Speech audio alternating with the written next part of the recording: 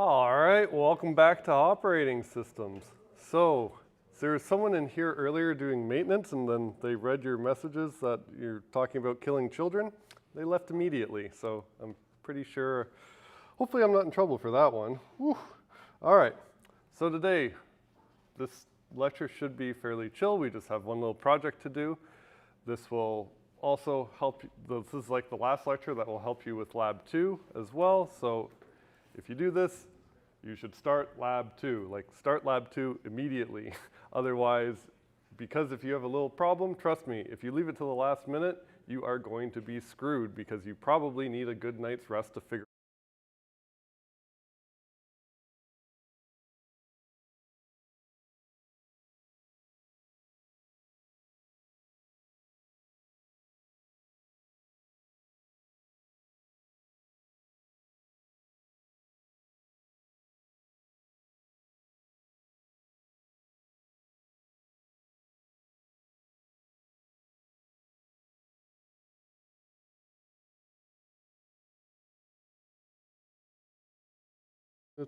There we go.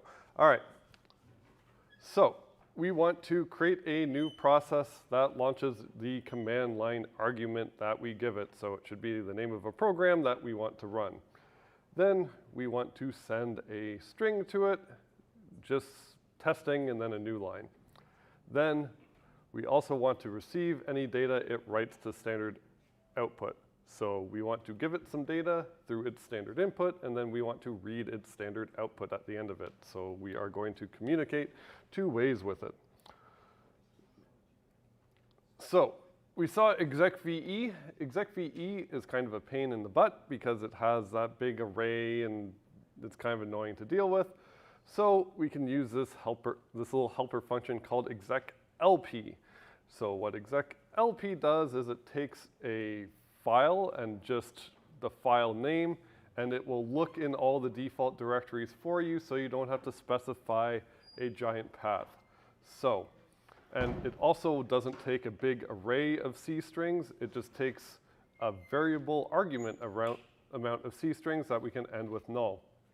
So again, like exec_VE, behaves exactly the same, returns -1 if there's an error, and if it's successful, doesn't return because we start executing a different program.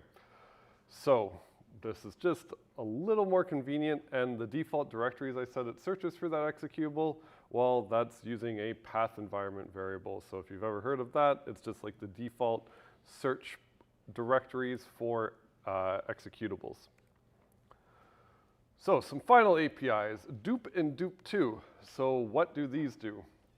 So they will create a new file descriptor that points to whatever that old file descriptor argument is. So you can duplicate a file descriptor, so now two numbers refer to the same thing.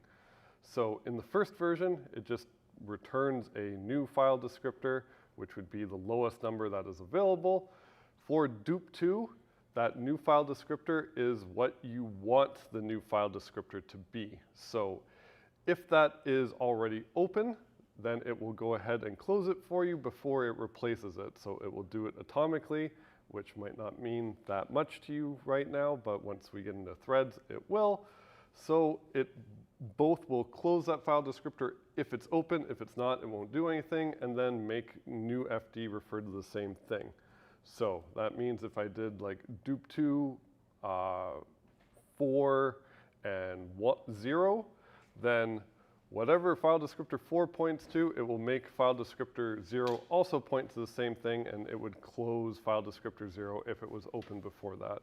So it gives you a way to kind of direct which number is which. Yep.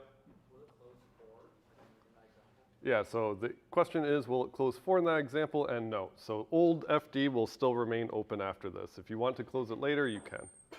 Yep. Is there anything wrong with assigning a file descriptor to a new int and then closing it without using dupe? So the file descriptors are just numbers that the kernel understands. So if you just make up a number, it's probably not going to refer to a valid file descriptor. So if you launch a process and then you start writing file descriptor 5, you just pick a number out of the blue, the kernel doesn't know what file descriptor 5 is not valid for your process. So by default, you can only depend on 0, 1, and 2 being open. But like, yeah, file descriptors are just numbers, so you can tell the kernel, hey, I want to do something with file descriptor 5, and it can be like, yeah, that doesn't exist, sorry. So you would just get an error if you did that. All right, that's it for the lesson today. We're just going to do a coding example for the rest of the class, and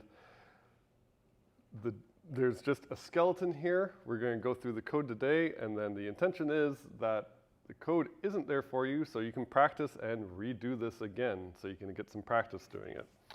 So remember our goals. So we want to create a new process. Well, that's fairly easy.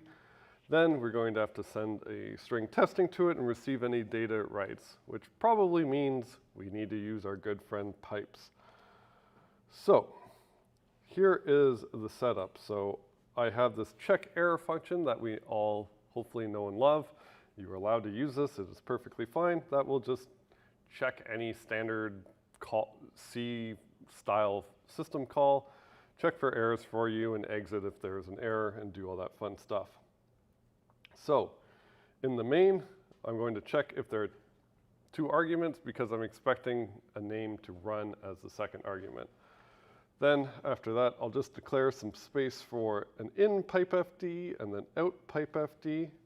And then I will fork, and then in the parent, well, I'll pass those arrays and also the process ID of the child. And then I'll just write a little function for the child that takes those and then the name of the program to run from the arguments.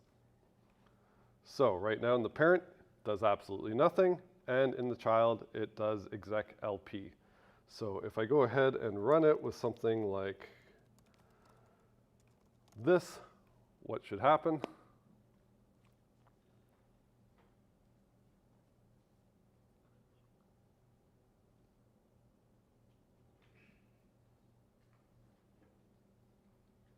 Yep.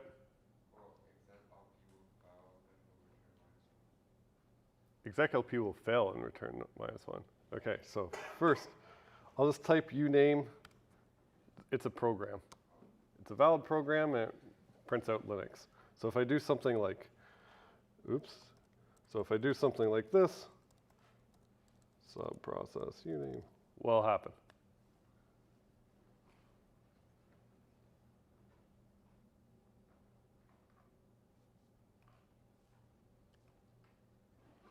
Yep. Nothing?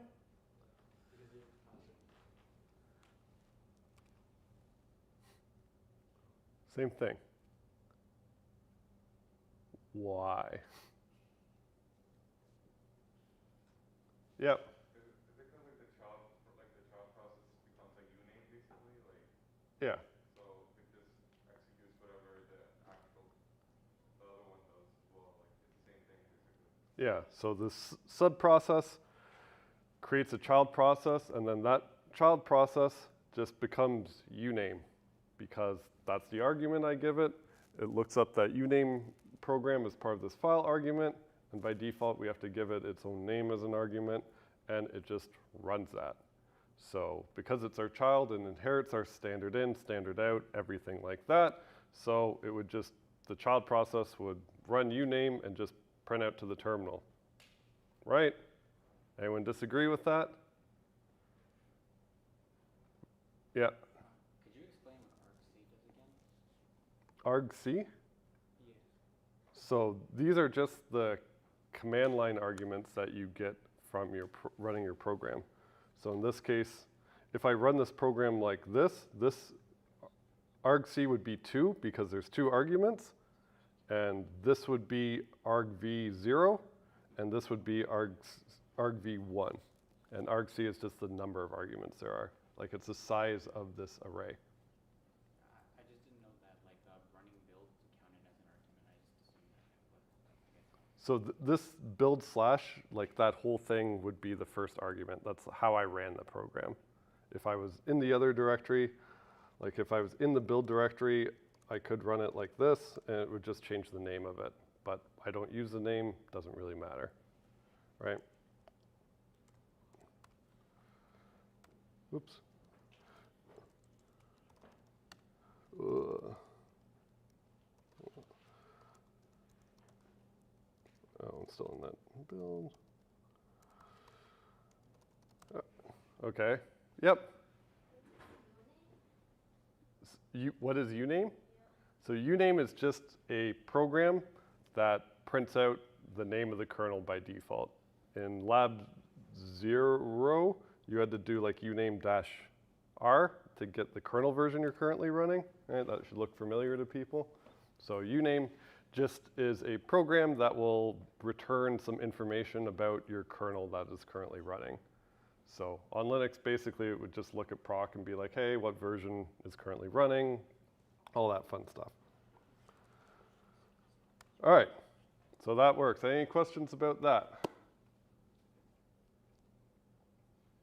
Cool, all right. So if I want to capture its output, what should I do? Yep. What do you mean by capture the output? So I want to, whatever it writes out to standard out, I want to be able to read it in the parent process here. Yep. Oh, I thought you wanted to send it to another file. No, I want to read it in the parent process. Yep.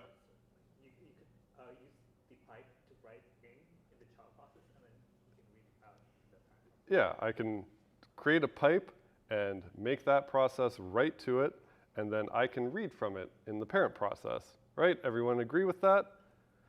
All right, so I will use out pipe FD for that. So check error. The system call was just pipe, and I will create out pipe FD, and then pipe, whoops, pi, I wish. So I create a pipe, and I do it here, right? So if I fork, I should have, file descriptor 3 equals to out pipe FD 0, which is the read end of the pipe. And similarly for 4, it would probably be something like this, right? Did that yesterday, hopefully not terribly surprising. So if I fork, both processes now have access to all those file descriptors, right? Quick question, what would happen if I did something like that? You create like two separate file descriptors for parent and child, like each one gets separate copies. So Yeah, were you going to say the same thing too? Yeah, so if I do that, well, they would fork those file descriptors. They both just have the valid like 0, 1, 2 open at the time of the fork. So that's when there's exact copies of each other. And then after the fork, they would both create a different pipe. So the parent would create a pipe and the child would create a pipe, and there's no way to share those file descriptors. So the only way to share file descriptors through these style of pipes that don't have names or anything like that, you can only share these file descriptors by inheriting them by forking. That's the only way you can get essentially a reference to the read or the write end of the pipe. So I initialized out pipe FD, and then I have the child process here. So I want to capture the output of the child process, right? So what should I do here? Sorry? Write to the pipe. So I should write to what?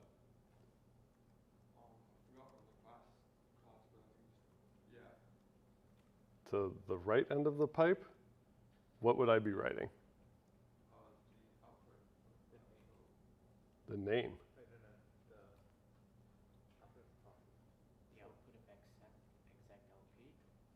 The output of exec LP. What's the output of exec LP?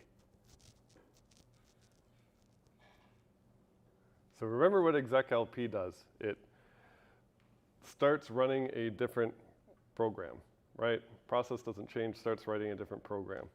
So before I exec LP from it, is that program even going to be running? Probably not. Yep. And I think we would have to fork again. And We should fork again. Like here? oh, actually, no, we don't need to. No. I have a question. Yep. So when you run XLP and you pass in like the program name, so it starts a process and So it replaces this current process. oh, okay, so it replaces the current process Yeah. and then in that process it prints to a terminal minutes, right? So that process, when it runs, when it's outputting to standard out, it's just like writing to file descriptor 1, right? So you need to change where it's going to write into. Yeah. So I need to change where it's going to write to. So I need to change essentially, like when it does execlp, it will inherit all the file descriptors in the process are going to be the same. It just starts running something else. So if I want to monkey with the file descriptors, what should I do?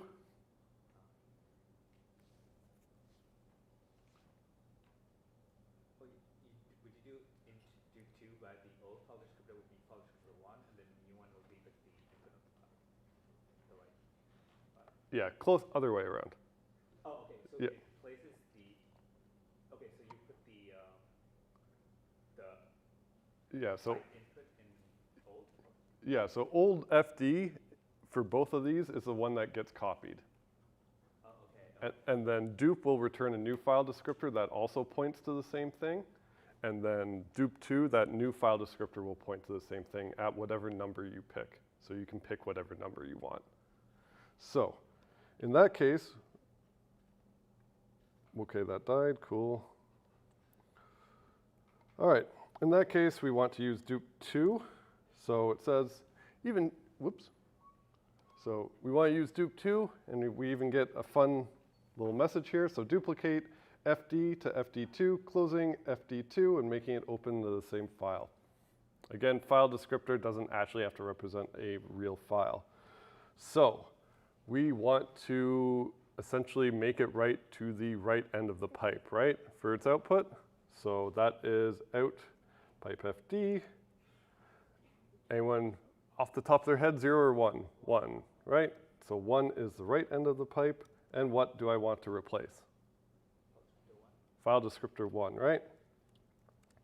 So if I do that and I run it, I get unused parameters. If I run this now, what am I going to see? Nothing, hopefully, right? Everyone agree with that? Nothing. Why? Because now when that process is running uname, it would just be writing to file descriptor 1.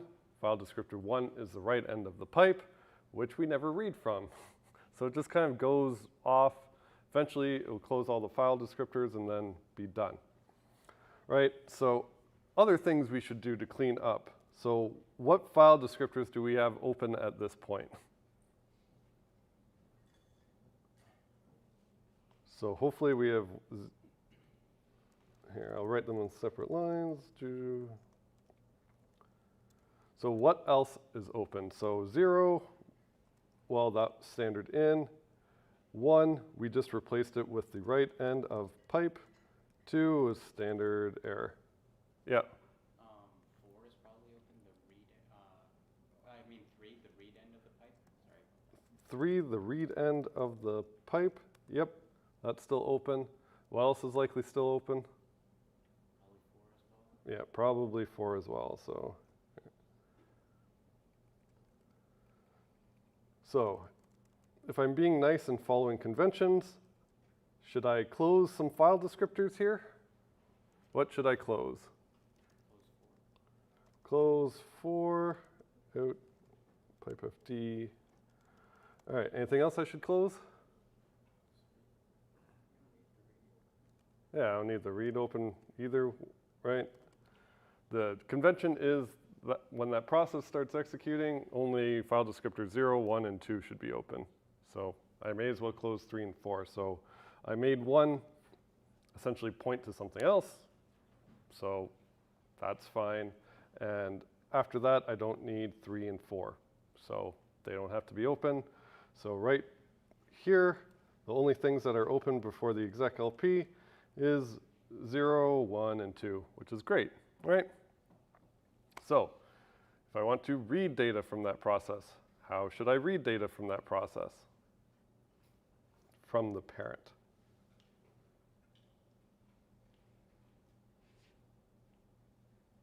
Yeah. Just explain again why we're using exec.lp.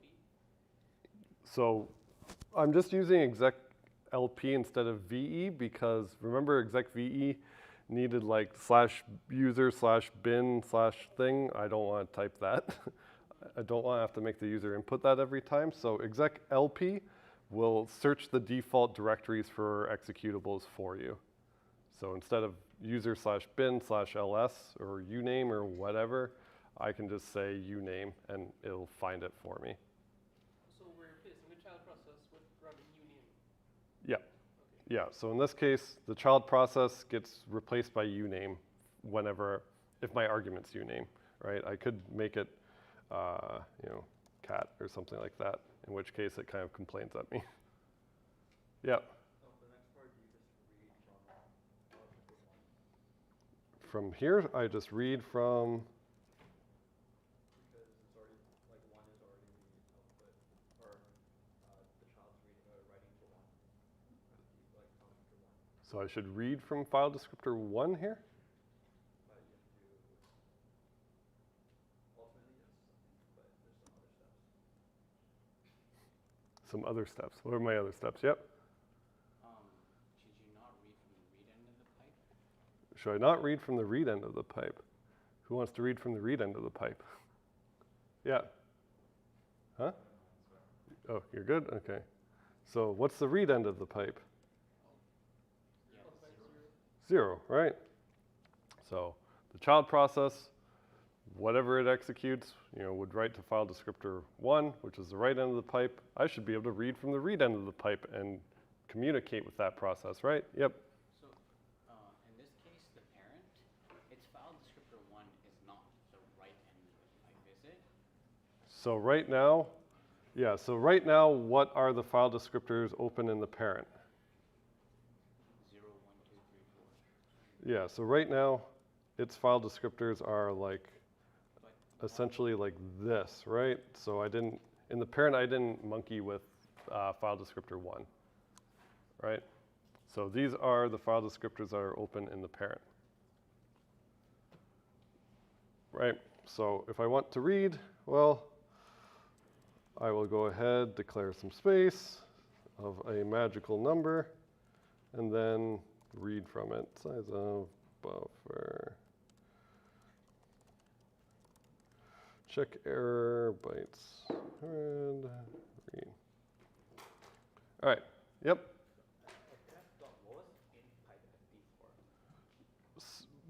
What was, which one?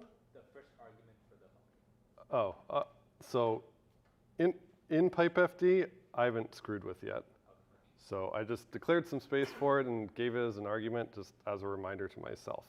So we're just like using our tasks, we're just breaking it down one step at a time. So right now I'm just trying to get the output from the program.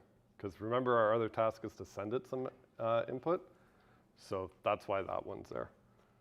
So where'd we go? So in the parent, we read some data, right? Looks about right. Anyone argue with that one? You need to close the file description not using. Oh, yeah. Well, so the comment, should I close a file descriptor I'm not using, like immediately? Yeah, what am I not using? File descriptor 4. 4, which is, yeah, index 1, right? So I may as well just close that. Yeah, I may as well just close that. Okay, so that looks pretty good, right? Any disagreements with that? All right, well, let's see. Let's do a little printf then. So got %sign -s, don't need a new line.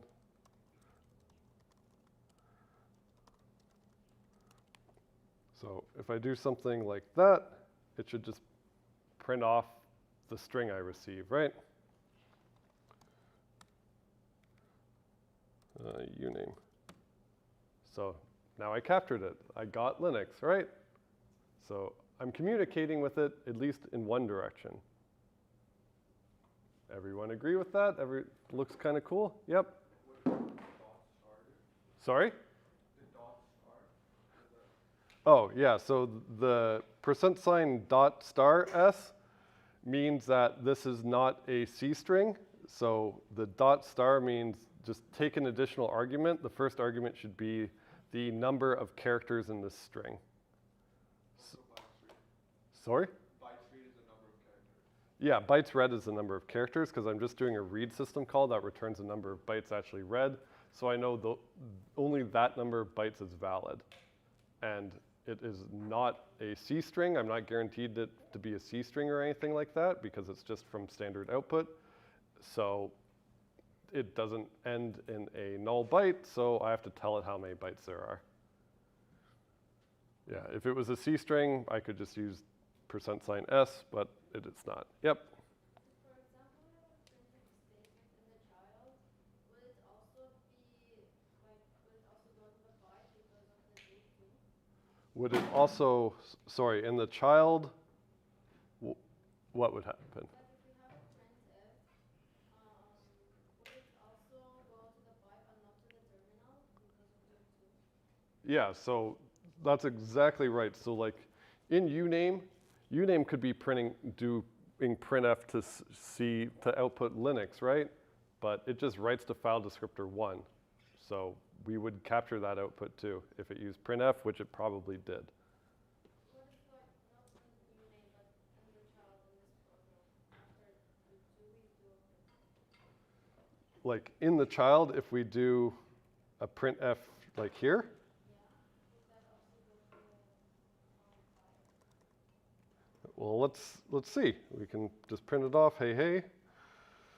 Compile. So in this case, it does not. Wait, did I not compile it? So, it should. Did I save? Oh, I might not have saved. Yeah. Just curious, because you replaced the standard output file descriptor with the right pipe of the file descriptor, would printf go to the right pipe of the file descriptor, but you like closed it? So like, would that be a problem? No, so this should go to file descriptor 0, or 1, sorry, which is still the right end of the pipe. So this should actually print.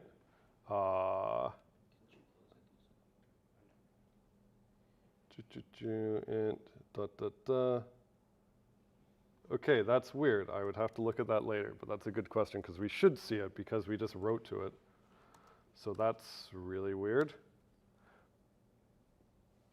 Okay. Yeah.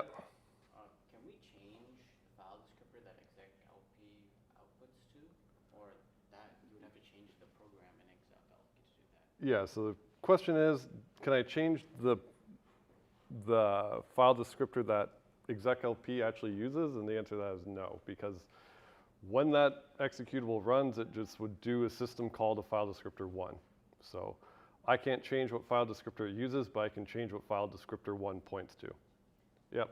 Wait, so when you tried to printf and it didn't work, are you sure that dupe 2 does not close file descriptor 1? So it would make here, after the dupe 2, file descriptor 1 also points to the right end of the pipe, so it doesn't get closed.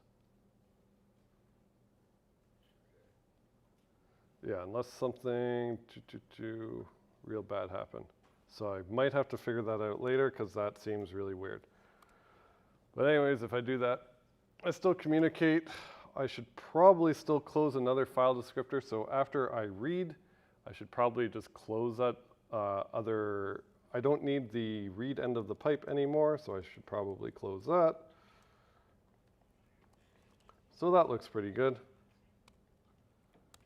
So at this point, I got a one-way communication channel. All right, so, yep. Can you just repeat why we're using loop 2 again? So I'm using dupe 2 because I want to replace file descriptor 1 with the right end of the pipe. So when exec_lp happens, right, this will just run whatever that program does. That program is just going to output the standard out, which would be file descriptor 1. I can't change that it uses file descriptor 1 without rewriting that program, but I can change what file descriptor 1 points to, which is why I use dup2, and I tell it, hey, I want to change file descriptor 1. Yep. Yep. So exactly if you said you replace the child process, It- does that mean all data is gone, or is it just copied to the exec or like the memory? So exec_lp will essentially reset the process control block, but keep all the file descriptors open. So it would just load that program into memory and then start executing that program as long as it can find it. Yeah. Okay, so the uname program, which is executed by line 44, that outputs to file descriptor 1 by default, right? 'Cause Yep. that's the regular command. Yep. So when you dup2, because you have like the elf pipe fd, which is like there's a read and a write. Yep. So then you basically just put 1, or you made that output point to 1 as well. Yes. Yeah, so I made file descriptor 1 point to the right end of the pipe before I did exec, so that if it uses the standard out, it goes to the pipe instead of to the terminal. So isn't that also why it's not printing? I'm trying to figure out why the printf isn't working. So the printf isn't working because it should be writing to the right end of the pipe. So I should be able, so I wouldn't see it in my terminal, but I should see it when I read from it, is what they comment of. So I probably need to do 2 read calls or something like that. But I should see it first, which is weird. Yep. Why do you close like the file descriptors 3 and 4 in the child process? Yeah, so the question is, why do I close file descriptor 3 and 4 in the child process? The answer to that is because I just want to follow the convention. By convention, it should only have those 3 standard file descriptors open. And it's considered rude to have additional file descriptors open. Because because you don't expect them to be open. You don't know what they're supposed to represent or anything like that. They're like unspecified, so why would they be open, right? Yep. Can you explain again exec_lp? Does it, when you say it resets the process control block, Yep. does that new program become that process? Or Yeah, yeah, so it replaces the current running process. So like the process ID of the child isn't going to change at all. But it's going to end what it was running, do the exec_lp call, load that program into memory, and then start executing that program.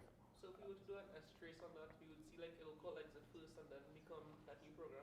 Yeah, if we did strace on it, we'd see that called exec_lp, start executing something else, and then you can give, so strace might stop at that point, but I think there's an option where you can say, hey, follow the new process, or follow it after the exec as well. So there's an option to do that, but strace will follow it, yeah. Okay, so other half of the problem. We want to send data to this process. So I can create a new pipe, call it in, and I essentially want to do this the other way, right? So I want to send the string testing to it. So if I want to send the string testing to it, well, let's see, in my parent, that is where I would want to send it, and I should probably just write to it first. So if I want to send the string testing, I could just declare it testing, and then do a write system call. So s_t write. What should I be writing to? The right end of the pipe, which is at index 1. So I want to write this message, and it's the length of the string length message. So that should write some data to my child process, right?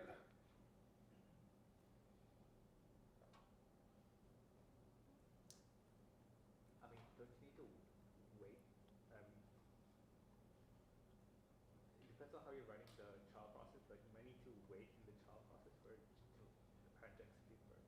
So I might need to wait in the child process for the parent to execute first. Like, you want me to do a wait here? I'm not sure. No, because read is blocking, right? Yeah, read's blocking, right? But right now, actually, yeah, right now our file descriptors look a bit different because there's now two pipes, right? So it looks kind of like this. In, and then this is the out. So if I go ahead and run this right now and say, I'm supposed to be writing the string testing to it. So if I run like cat, well, if I write the string testing to cat, it should also output that string testing, right? So I should receive the output. And if I go ahead and run this now, yikes, sits forever. Whoops. So what's cat doing? Yeah. Yeah, so it's waiting for its input, which means it's what? Yeah. We have to read from the right end of the in pipe. Yeah, so right now, cat was reading from file descriptor 0, right? In cat, what's file descriptor 0? Yeah, it's standard in, which is by default my terminal. So if I do this, cat's actually waiting for me to type something, which is not what I want. I want to send it information. So what do I need to do? Dupe 2 again, right? Yep. So now I can get rid of all this. So I want to dupe 2, probably use the in pipe. Is this right? No. Right, I want to replace file descriptor 0, and I should probably replace this because it's currently the right end of the in pipe, which I don't want. I want the read end of the in pipe. So then I've replaced its 0 file descriptor with the read end of the pipe, so it should be able to read any information I give to it. And I should also be nice and then close these file descriptors. Oops, out. So I'll just do the lazy thing and replace it. So there. So now my child process cleans up all the additional file descriptors after it replaces them. So if I go ahead and run that now, got testing. Am I done? Yeah. I have to close the file descriptors in the parent. Yeah, I probably should. Here, I should probably also check for errors. So I should close the file descriptors in the parent. What should I close? What am I not using immediately?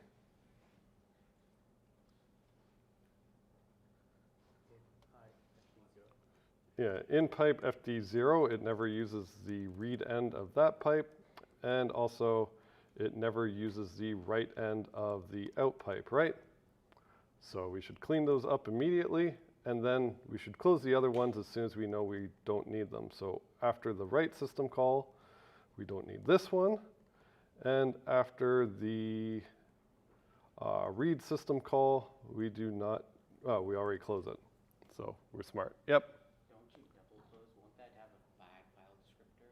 Do I double, which one do I double close? Pipe 1? Oh, sorry, out pipe 1, yes.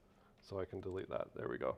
So yeah, I'd get an error from close. Right, yep. You know, we have in the parent process, if it's a print out, you've got like uname, right? Why isn't that not printing? It's only printing the testing string. So right now, I'm running cat, not uname. So yeah, hey, we can try that. So uname, if you just run it, it doesn't take any input, right? And it just outputs Linux. So, well, guess what? We're sending a string testing to it. So now if I do subprocess uname and run it, hey, it still just outputs Linux because I send it data but it never reads from file descriptor 0, so it just kind of ignores it. And then when the process ends, kernel goes ahead and cleans up all the stuff for us because it's nice like that.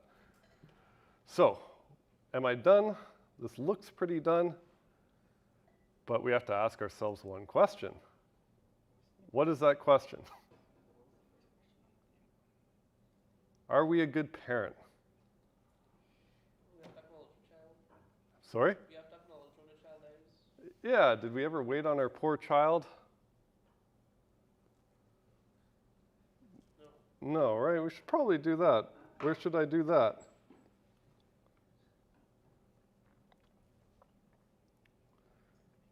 So, here, let's just make up some stuff. So, I need to wait.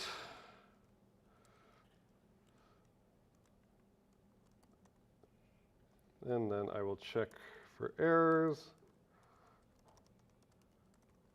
So I'll just wait on my child here, right? And we should always write some assert statement. So I'll just assume that W if exited is true.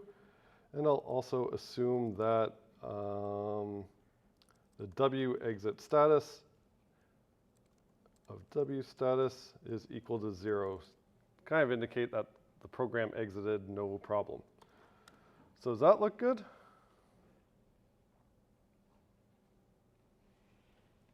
All right, no complaints. If I run this now, I should get the same thing where I read this testing again, right?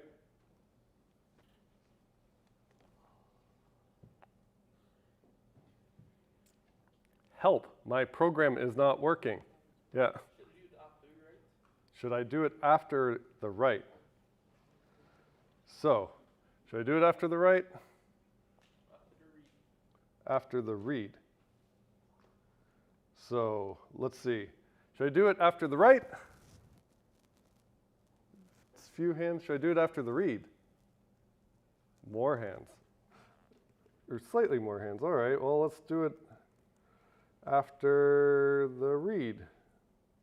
So we'll do it as the last thing. Hey, that works.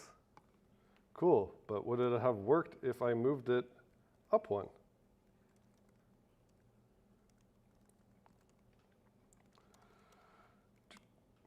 Yep.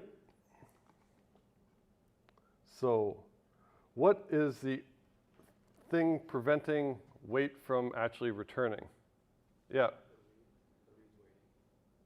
The read in the child is waiting, right?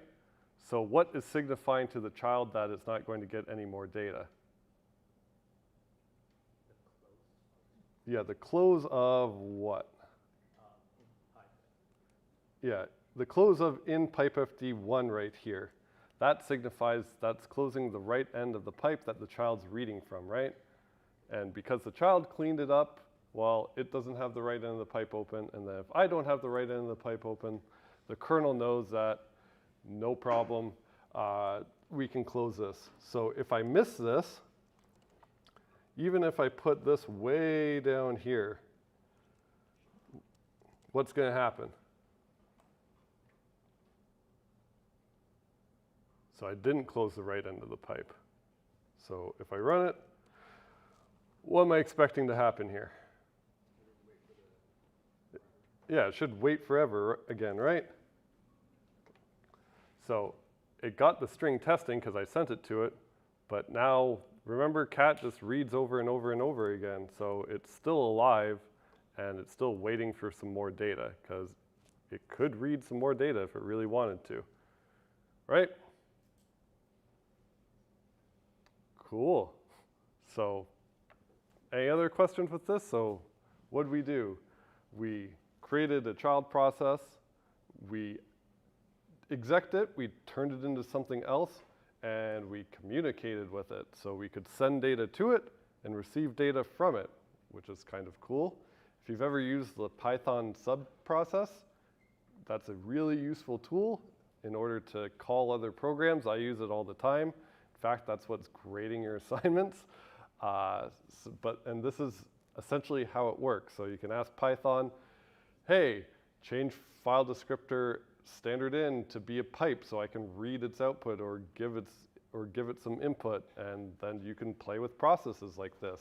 So it will do these things for you, which is kind of neat. Any other questions? All right, if not, I'll be here. It's Friday, so we can kind of chill. But again, for this, Lab 2, start it. All right, just remember, pulling for you. We're all in this together.